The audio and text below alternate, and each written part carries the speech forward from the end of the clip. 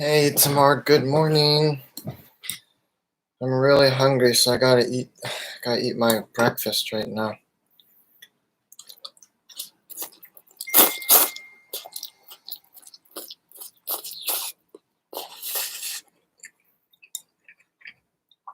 Good morning, Sarah.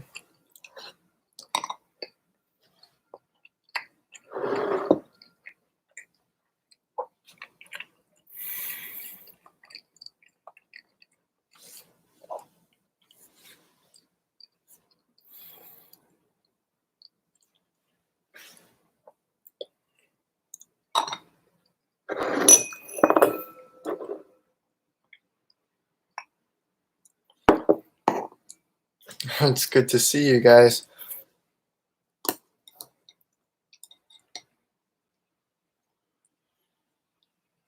Let me start off this office hours just by asking you guys a question, I guess. I'm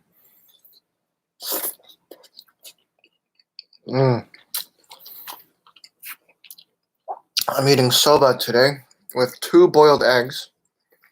I'm finishing the first egg now. So good. I love eggs. It's probably my favorite food.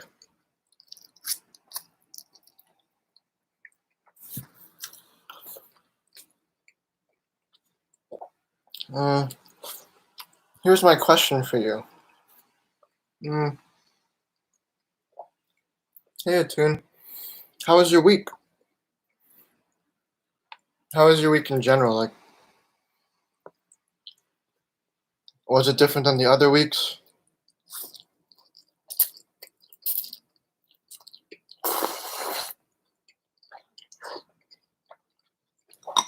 Thank you, Yona. Was it harder? Was there more work? Were you more sad? Not much different? That's cool, Atune. Business as usual?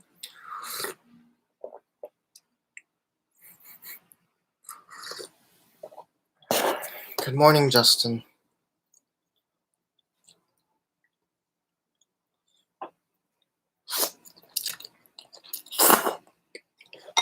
Traditionally, you'd have soba in one dish and then like the sauce in another dish, and you dip the noodles in the sauce as you go, but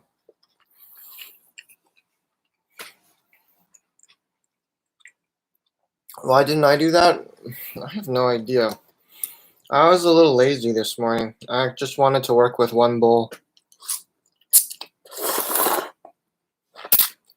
Less dishes to worry about.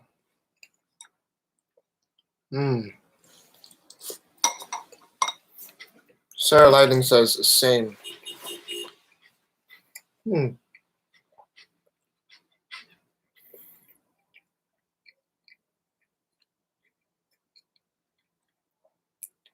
Interesting.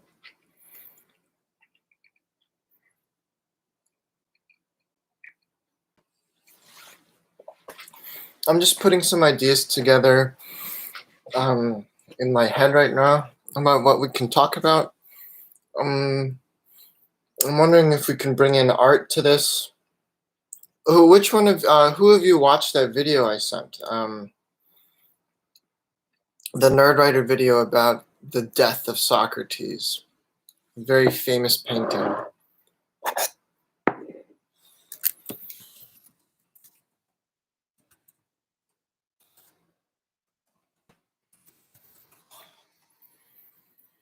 By Jacques-Louis David. Probably the most famous French neoclassical painter.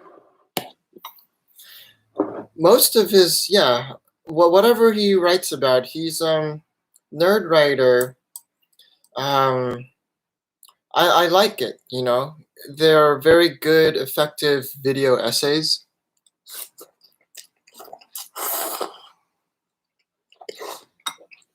Where what he writes about is really augmented by the video format that he chooses to present his material in. So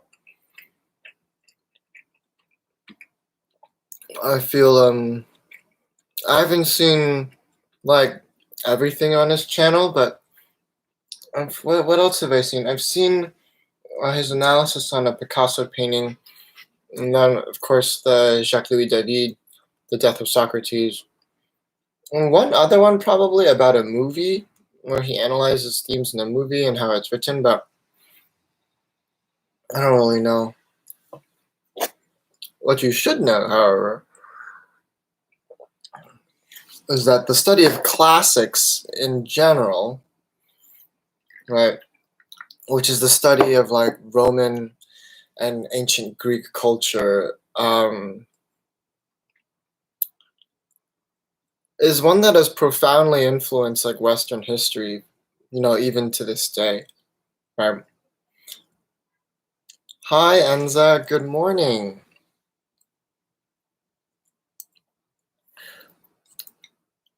All right, I need a quick yes or no in the chat. Did you guys finish the reading? Yes or no of Plato's Socrates' Apology? I know it is really long. No judgment will befall you if you type in a no, but I just need a simple yes or no just to know like where to go, you know.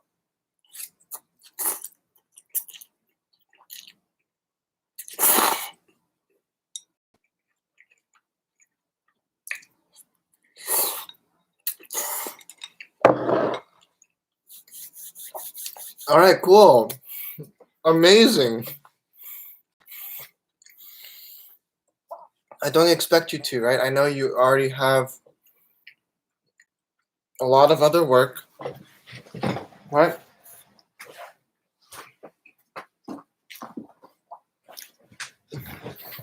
For a lot of other classes.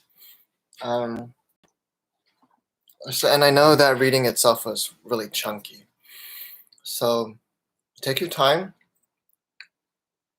I would read it maybe in like 2-paragraph chunks. And my advice to you is to always take notes while you read, especially when things are kind of like non-narrative and more academic, and it's not like kind of a novel that's supposed to be read like, woo, this is fun. Although I wouldn't really call this fun. Different kind of fun, right? What would I say? Yeah, I would take it in, like the denser the reading is, I would divide it into a paragraph chunk if it's super dense, like Kant, or to an extent Kafka, or for American authors, Milton. Milton is incredibly, I can't read more than 2 paragraphs at a time when I read Milton.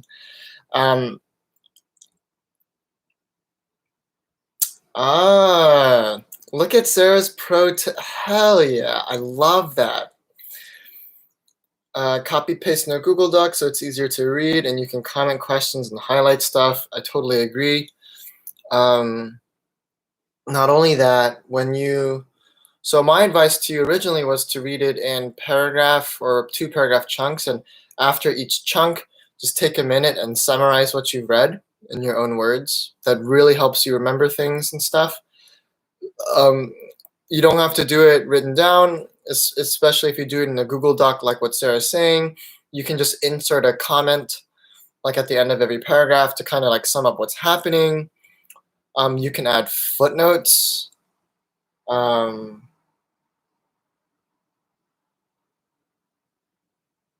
can add footnotes like T.S. Eliot style, because there's a lot of context going on that we're not necessarily getting from the excerpt, right? It would be better if you knew who Socrates really was, why he's getting persecuted, like what the argument was back in the day for him, like corrupting the youth, right? Socrates was perhaps most famous during his time as an Athenian when he was teaching. I would say probably he would always answer questions with more questions. He was the original troll, right? He would answer your question with another question. And he was very serious about getting other people or his students to really think, right, and examine their own positions.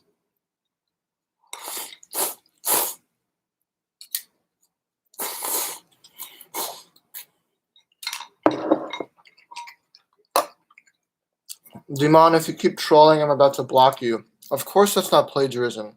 You're not turning it in. How do you define...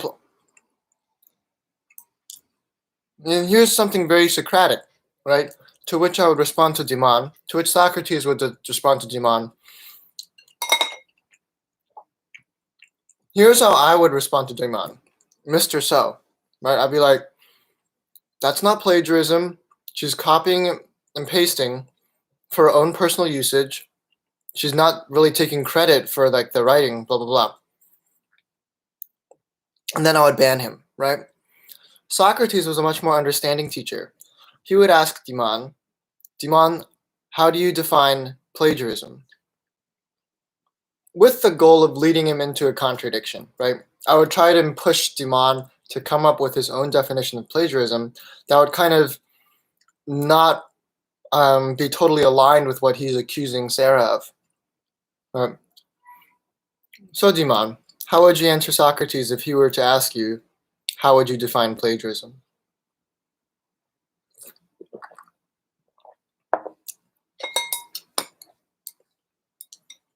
You little punk.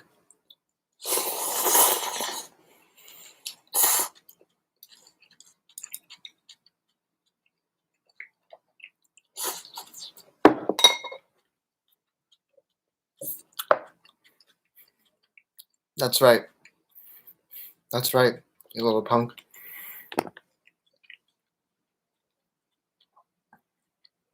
Yeah, so I feel like that's probably what Socrates is most famous for, in addition to like, he's credited with creating like a mode of discussion that's known today as the Socratic method. Bronx Science likes to purport that like we do something similar to the Socratic method. It's not really. In the Socratic method, I would say the teacher and the pupil are really equal in terms of like weight of discussion, participation in discussion, and the teacher more or less is kind of a shepherd, and they kind of guide the conversation. But when students ask questions, they're never really directed towards the teacher. They're directed towards other students. They're directed towards the whole, right? And everyone is seated or standing in Greek times in a circle and stuff like that. But his line of questioning, I think, really frustrated a lot of his contemporaries, especially like when they pressed him, like people who weren't his students, for example, like Athenian senators and other citizens. They'd ask him questions, right? And to press him for like what he's really trying to say. And when he answered their questions, with more questions, and arrived at a couple of gotcha moments or stuff like that, I think it really frustrated his contemporaries. Dimon, ask your question.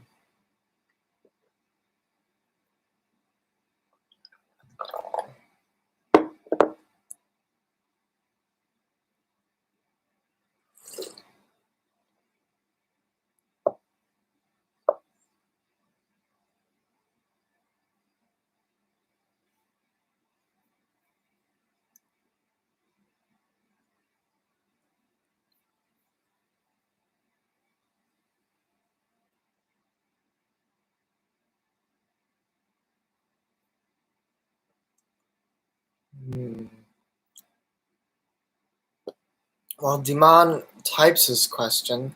If you guys have any other questions, whether it's on philosophy or anything else, I'd be happy to answer.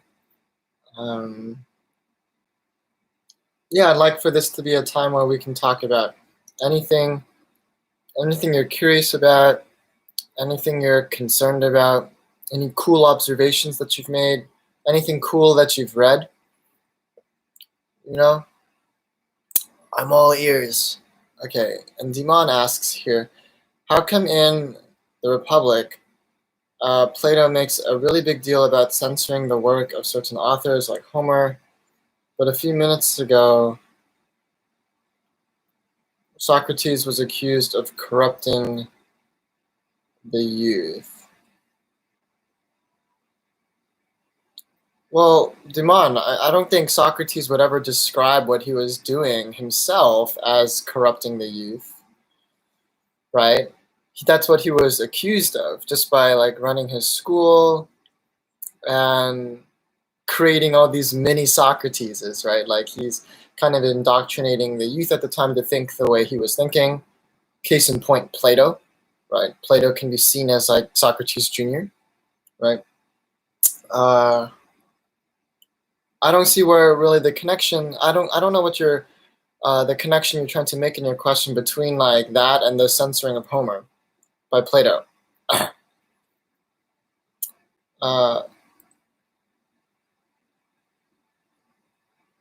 right. Well, Damon, it's completely subjective. Like what one person would view as an ideal society.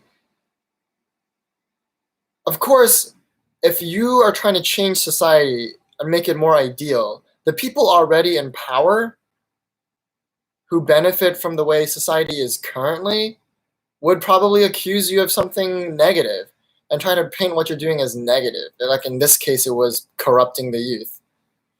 Enza asks, okay, Itamar says, I saw this awesome Brian Cox video where he mentioned the flatness of the universe and how there was just enough matter to make it flat. Oh boy, okay. So, whenever we talk about the flatness of the universe, um, he's talking, people are talking about flatness of four-dimensional space-time. That is, oh, like really weird, um, almost impossible to visualize, but really profound in some of the predictions like physical models make between curved space and flat space. What's one example? Well, if you look at geometry, a triangle in Euclidean flat space would have all of its angles add up to 180 degrees, but in non-Euclidean curved space, right, I could ostensibly have, like even like on the Earth, right, if I can draw probably three different right angles that will all meet in curved space, and they would all be straight. Um, and all my angles would add to 270 in this triangle, which is super weird. And that's like a property of Euclidean, non-Euclidean curved space. Um, there are similar rules and conventions that we would have to assume when we're talking about 4D space and not just like 2D space.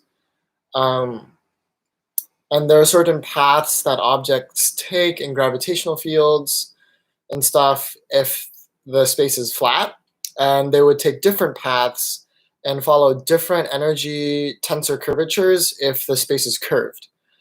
Um, we have nowhere near the amount of math right now in high school to kind of like describe and predict the paths of objects in like curved space versus flat space. But um, what we have noticed is that in this section of the universe that we're in, it is flat. And by flat, we mean we can use certain Minkowski metrics to calculate certain invariance within, like, from point A to point B. Yeah, super chic. Yeah, and that Minkowski metric is used to, I mean, it's used for a lot of things, right? But it's used first and foremost to describe the space that we're in. And we use one that assumes the curvature is flat. Enza, are you still maybe planning about teaching AP Physics C?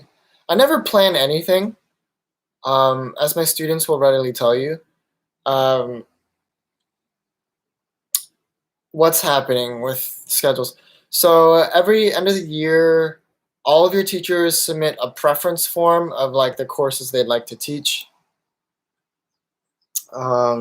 to their supervisor, to the assistant principal. So I've submitted, well, Miss Hoyle gives us a form about like out of all like the required courses, like Regents Physics, AP Physics 1, engineering, like which one do you like the most?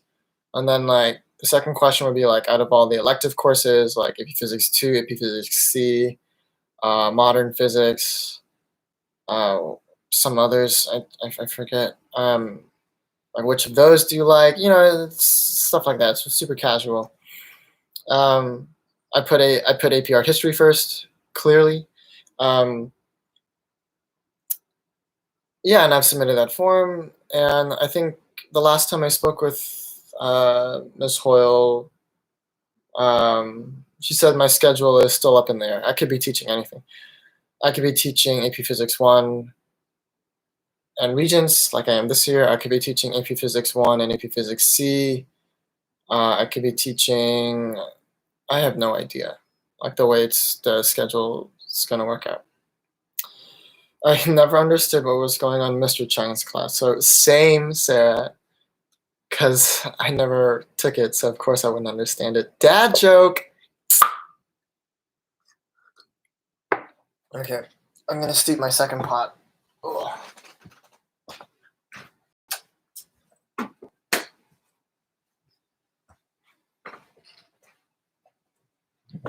Where is Ainava?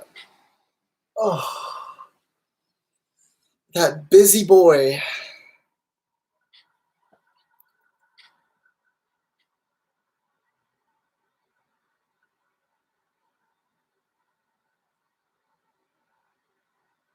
Sorry, I'm just thinking.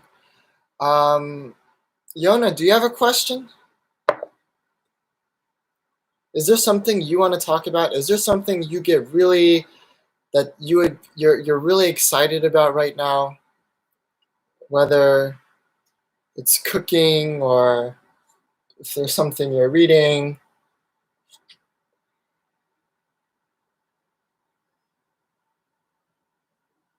Art.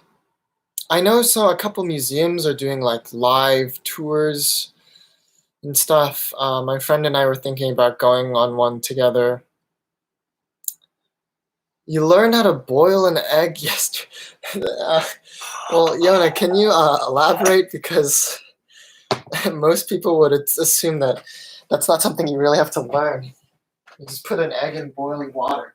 So of course, right, I'm ribbing you a little bit because there are many different methods of how to boil an egg.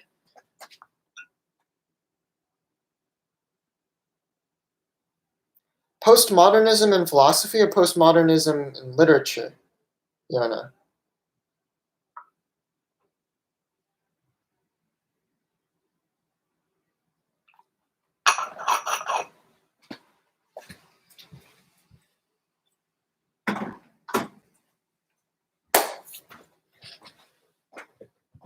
Both literature and philosophy. Wow. Well, why don't you plug in the title and the author of that book, Yona, if it's so good? You know, I'm pretty sure more people would like to read it if they had the time, right?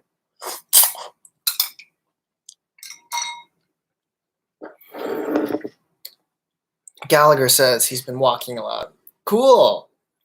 I have not. My legs have become even thinner than what they used to be. They're like little sticks. You know, and I'm trying to rectify that. I'm gonna walk to a local butcher shop today. It's around 20 blocks from my house. Yeah.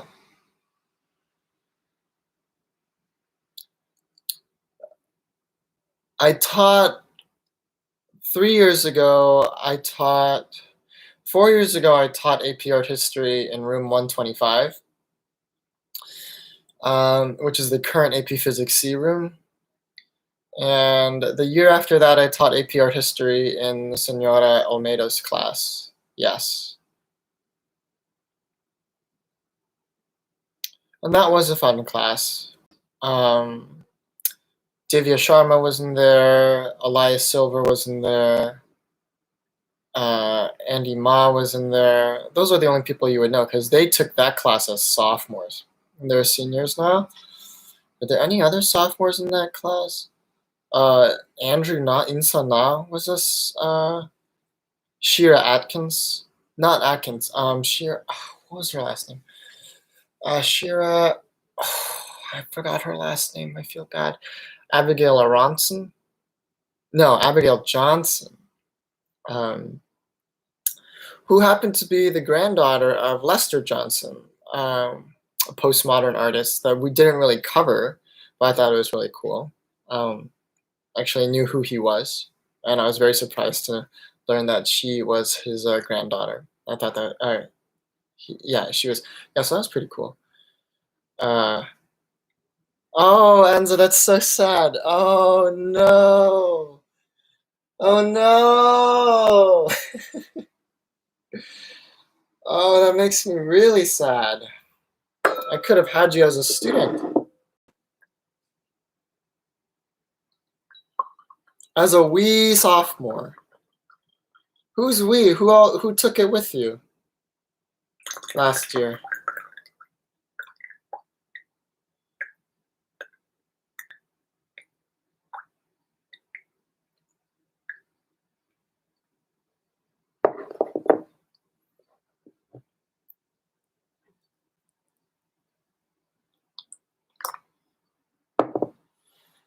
Well, whoever. Aaron, Clara, Montana.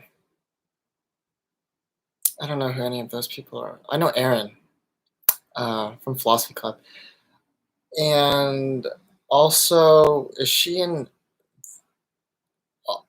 also, yeah, she's also in 7th period of American Studies, right? Well, I'm sorry you're a little disappointed. Just know that there's never a guarantee any teacher teaches any course. There's never going to be a guarantee.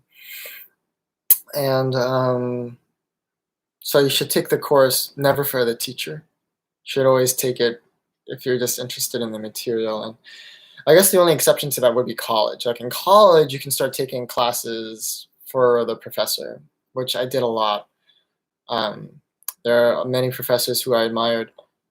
Good, good. Yeah, I really hope you still learned a lot. Yeah. Because that class, even though it's kind of like a survey course and it's like, oh, we got to cover this and we got to cover that and we got to cover this, there's a lot of potential to learn about like how we as a society interact like with art and how art both um, is a product of its current time and also at the same time influences its current time. Yeah, so it's like a really dynamic process.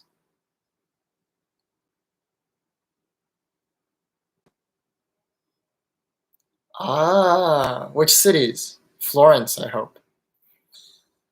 Roma? I usually don't consider teachers when taking course. Yeah, cool, Atune. Well, that should change in college though, because I feel like in college, your instructor has the ability to really make or break a course. Um, hey, what did I say? Hey, I knew it. The big two, huh? Um,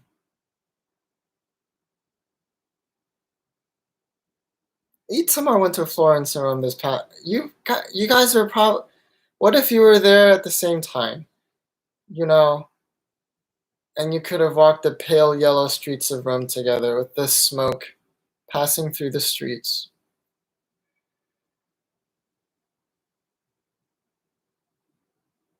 Ships in the night. Um,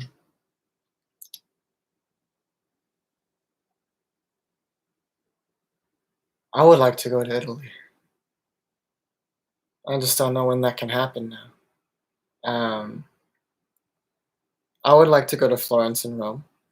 Um, More Florence, less Rome, and Napoli as well. You know it, Enza. Um, I wonder if Sicily is like it is in the Godfather movies. Uh, Spoiler alert, Timon, it is not. Especially since those movies were made in the 60s and 70s.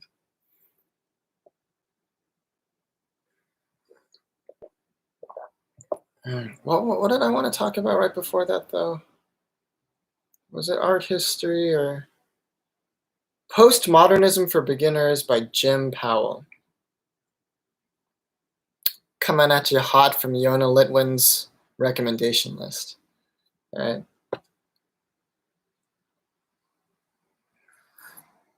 This is more bitter than I'd like, but I think it's because I steeped it a little too long. I'm writing a guide to all my teas. So I think one day I would like to open a tea tasting room. Right. So these are probably 3 of my favorite teas right here. Okay. I have this Kawaakiri Oolong, this Ayame Kabuse. My inks aren't waterproof, so you can kind of see that there. And this is Ujino Sato. These are senchas. This is another sencha. It's a Fuji Midori. Hell yeah. What am I drinking this morning? This Reserve Saori Coyote. And here's a Koshin sencha. And I'm trying to write like a whole page on each of these teas and how they're so unique. And I think it's a great challenge because I think the challenge is twofold.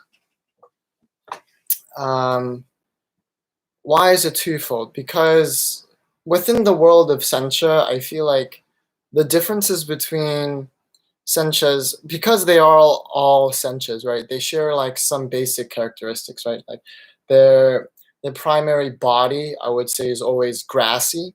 And the body is just kind of like the primary taste that's ever present. It's a combination of like taste, mouthfeel, texture. And if you think tea can't have texture, what do you mean by texture? I don't mean like the grittiness. I mean, like if you've ever, especially my my well-traveled Mr. and Mrs. Worldwide here, Enza and Itamar, if you've been to Italy, you've probably had some mineral water and like actual real mineral water, not like mineral water we have in the United States. And when you drink that mineral water, like it coats your mouth and it feels different, even though it's still just water and it's not gritty and it's not like slurry. It's just has a literal different texture, right? So when I'm talking about the body of a tea or the body of grape juice, right? When people talk about that, people what they're really saying is the fountain seemed wasteful but was good. I think the water ends up always getting recycled in those fountains. I can't say for sure. But when we're talking about the body, we're talking about the primary taste, mouthfeel, texture, and overall impression that it gives you. That's always there. It's ever present. It's never in the foreground. It's never in the background. It's just there, right? And for most senchas, it's a kind of grassy, vegetative body. And above that and below that, you can have other notes, right? So certain teas will have some floral notes above it. Certain teas will have sweetness below it. And it's not a sugar sweetness. It's like a really weird sensation that's caused by some glutamic acids that chefs frequently recognize as like umami. So there's a certain sweetness underneath some of the body. And then above it, you can have floral notes and you can also have notes of astringency. And astringency is commonly directly translated as like bitterness, but it's different than bitterness. Bitterness is a type of astringency. Astringency is anything that causes your mouth or your face to tighten, right? So licorice is astringent, but it's not bitter, right? But bitter things are still astringent. Why am I telling you this? Because I feel writing about tea or wine, grape juice, or anything else where the differences are really subtle, I think is really challenging. And the challenge is twofold. The challenge initially, and this is hard enough in itself, is to be able to discern the difference between these teas when you drink it. Because as anyone will tell you, like for someone who drinks a lot of teas, right? If it's like chai tea, black tea, green tea, like as soon as they drink a tea, they'll be like, "Oh, that's a green tea," or like, "That's a black tea." But guess what? Would that person be able to tell you the difference between a bunch of green teas? And the answer is probably no, because it's so subtle. And so the first step is to like just drink enough green tea to actually really be able to tell the difference between different senchas. Much like how not only is it super difficult to be able to tell the difference between a Pinot Noir and a Cabernet Sauvignon in terms of the grape world, um, to be able to tell the difference between different Cabernet Sauvignons, it's extremely difficult. Yeah. So first of all, the first challenge is just to be able to train your tongue and your nose and your mind to really be able to pick up on these differences. And then the second challenge becomes writing about things that are this subtle. How the hell do you express like these ideas and these sensations that's even hard to observe in the first place? And to put that in writing and to put that down in words, I think is really challenging. And I find it like a very rewarding experience. Yeah, and I'm trying to put together uh, a guide to senchas, and I'm pushing to publish it into a tea table book, not a coffee table book. Not really. It's just for me. It's not for other people. My favorite sencha. Ooh, that's hard. Itamar.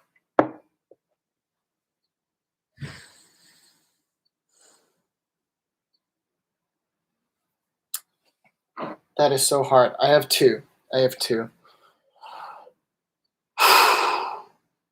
Right now, it's between Ayame Kabuse, which I've purchased from Kettle.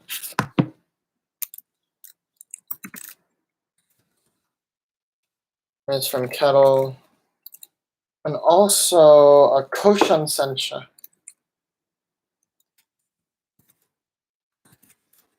Also from Kettle. They're based in Williamsburg. To me, it all starts with this. This is probably the most quintessential. If you want like something that really embodies the spirit of Japanese sencha, it's this. And this is not really a sencha. It's halfway between a sencha and a gyokuro. It's shaded for a little bit before it's picked. This tea really opened up my eyes to like what tea could be. It went beyond grassiness. The body has so much umami. It tastes almost like nori soup, like a miso soup. Like you get the umami from, you get the same umami that you get from dried seaweed when you rehydrate it. And it's the body is basically half and half between like this deep, lovely summer grass note and the seaweed, the umami that you get from the seaweed. And underneath all that is the most subtle sweetness that lingers on your tongue long after you swallow the tea. And it's very delicate and it's perfect. This one, I would say the Koshan Sencha I think is really cool. I've color coded mine. The pink ones have like cool flowery notes. And the green ones are like the grassy ones. Even though all the teas are grassy, but these are the super grassy ones. Yeah, Kettle also sells a bunch of handmade teapots. They're made in Japan in a region called Tokonamayake. Yeah, I mean, if you want to buy those pots, go ahead. You don't need a pot like that. It doesn't make it taste any better. You're literally paying for the craftsmanship and the connection to the artisan who made it. I believe his wife, the guy who runs the store, Kettle, his wife is also a potter. So yeah. So the one thing I will warn you about that it is a little expensive. The Ayame Kambuse, for example, I think runs around $27. But hear me out. It's 100 grams, and if you use around 5 grams in a brewing, that's 20 brewings. So it's $27, but you got to divide it by 20 to find the actual cost per pot of tea. And 27 divided by 20 ain't so bad, right? It's $1.35 per this, right? And you can steep this up to 4 times.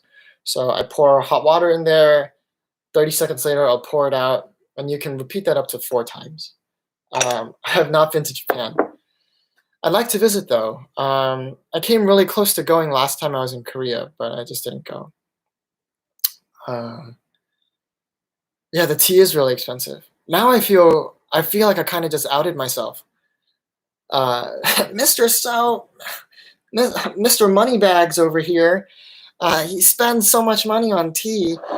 But yeah, you just gotta know that's all I spend my money on. So I'm otherwise I try to live quite a frugal lifestyle.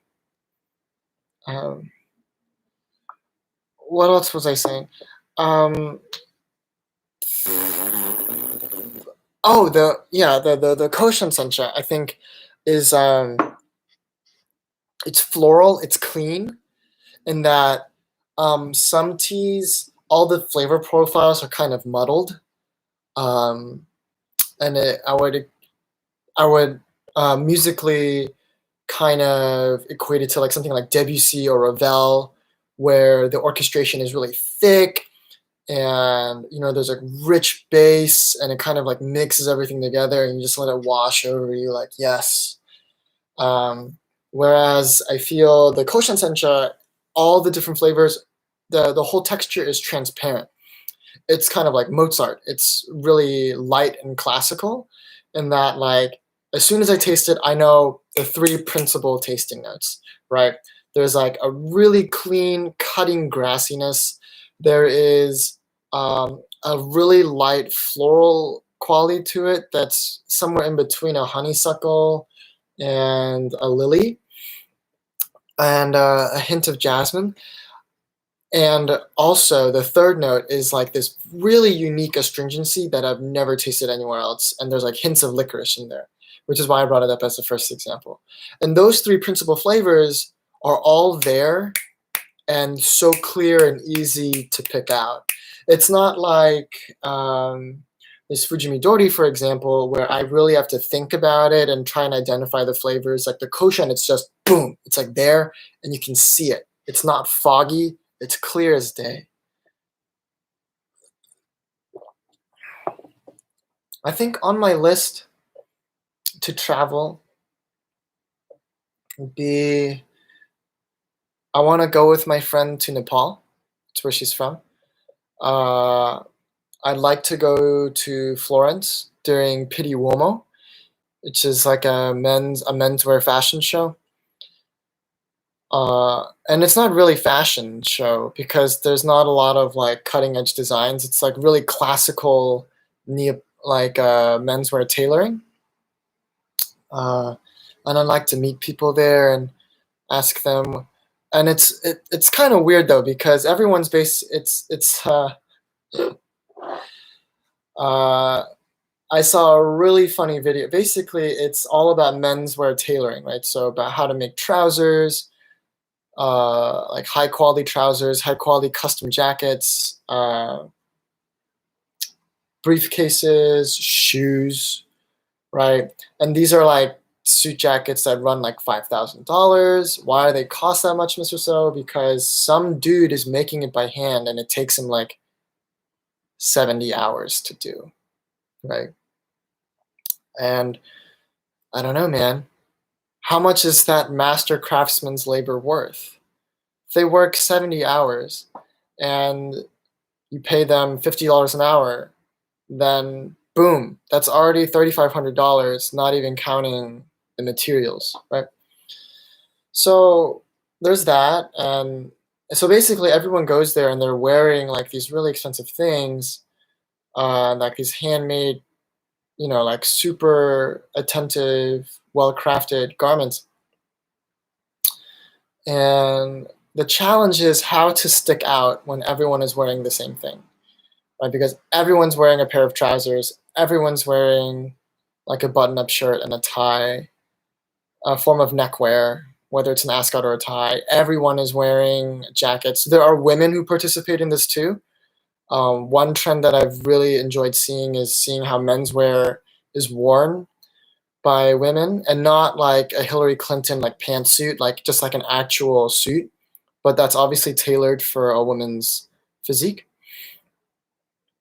So that's been really interesting. And yeah, and the challenge is like, how do you be unique and how do you stick out while conforming to like these traditional menswear standards? And I think it's interesting. People play around with texture or fabric, whether it's a houndstooth or a herringbone or just like a plain flannel weave.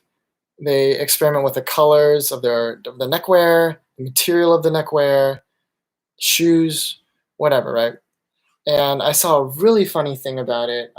Basically, some dude went around filming people at Pitti Uomo in Florence, and and he used audio from a David Attenborough BBC clip about when Sir David Attenborough was um, describing peacocks, and it just fit perfectly. It just there was like no dissonance. It fit so well with the footage he was capturing at Pitti Uomo.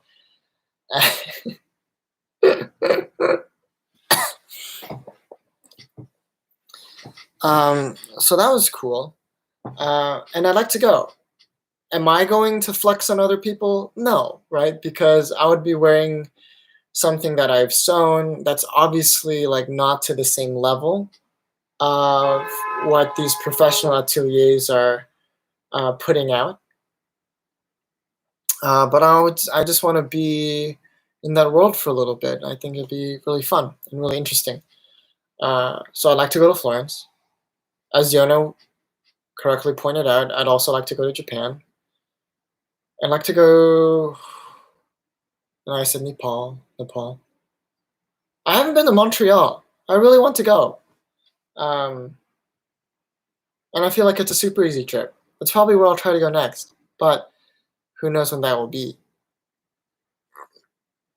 during this trying and difficult. Hey, can somebody help me, please? Can somebody tell me? Can somebody let me know if this time is difficult, or how trying it is, or how unprecedented this time is? I just really don't know. Nobody's really said anything about that. I would also like to wonder if we are going to get through this together or not. That's something I'm also really wondering about.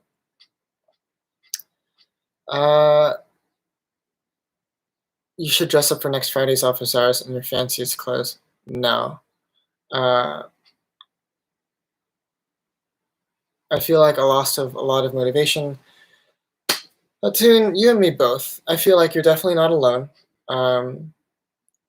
For some students, like this period is like pretty good.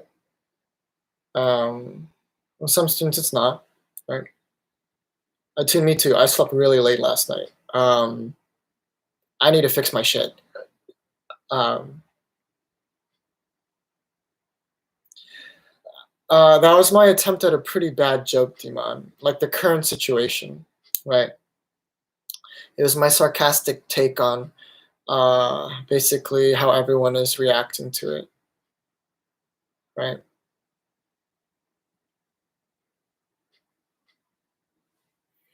Sarah, I'm really surprised you typed that because you've been such a rock star during this period of remote learning. And I don't think your motivation, I haven't perceived a drop off in your motivation at all. If anything, I've almost seen an increase from BC, which is before Corona, and like now. And I just want to let you know it's really refreshing to see you participate a lot and get Maya into it, even though I know Maya's not as into it. And I really appreciate it. Just to try and figure out what I feel like. So what have you been writing, Enza? Like journal entries, poetry, essays?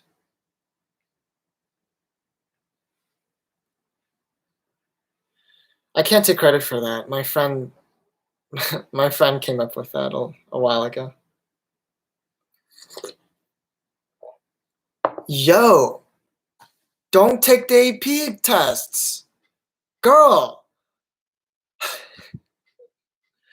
I feel like I'm gonna get in trouble for this. Take it if you want. Uh, I would not, personally. Unnecessary stress. Also, some journaling, some poetry. Cool.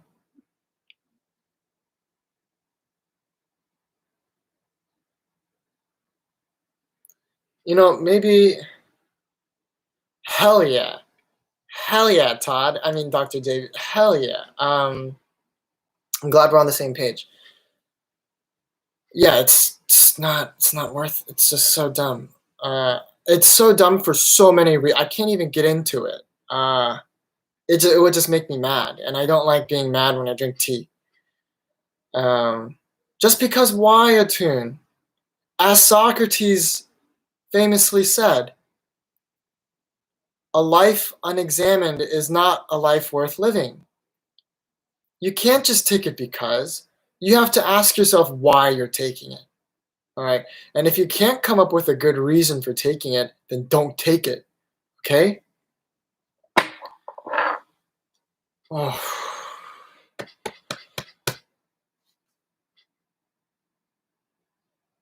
Maybe next week we can have a writer's workshop where we can each bring a really short thing that we've written.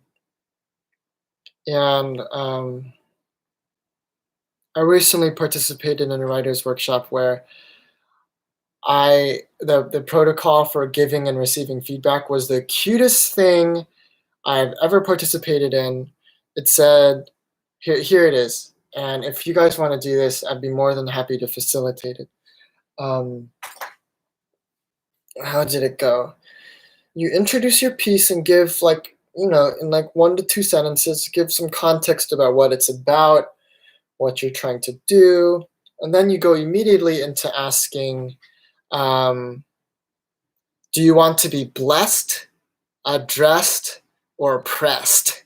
I thought that was so funny, right? Like, so after everyone's done reading your piece, like, do you want to be blessed? Like, do you want people to tell you what went really well, what worked, what they liked?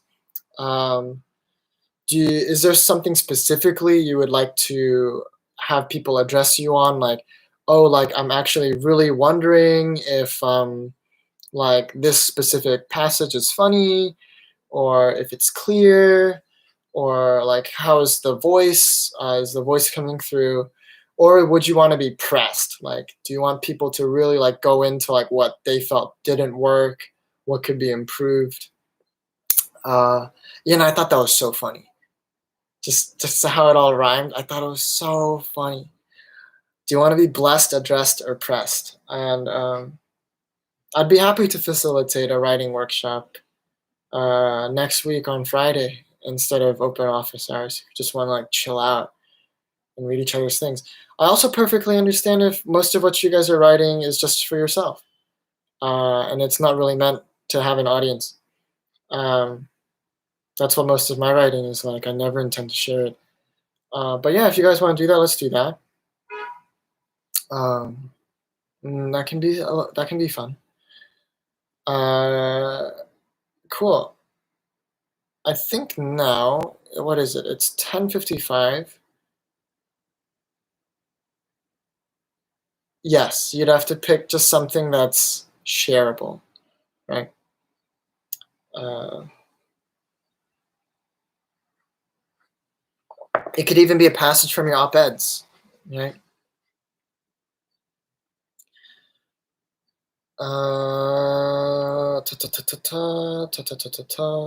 Yeah, it's 10:55. I'm gonna end this stream, and I'm gonna start my physics stream in a bit. For those of my students who are also in my physics class, you are in no, you are under no obligation to like stay with me for 2 hours. So you don't have to come to the second office hours. I mean, you didn't even have to come to the first one. But if you have more questions and if you just want to hang out and talk, feel free. Otherwise, I would say read what you want to read what you have to read, and read Plato. Finish it. And take notes, either on paper or the way Sarah suggested, on a Google Doc. Uh, and regardless of how you do it, I really recommend splitting it up into chunks. Okay? All right. With that, I'll see you Monday. Attune. Let's talk about Plato Monday. Right? So I'll send a calendar out for the pacing of the course, the rest of the course for next week. And is there going to be a Google Meet tomorrow? No. I think that we are going to aim to do that every other week. So it'll be next week. Will be the next philosophy club. All right. Cool. Enjoy your weekends, everybody.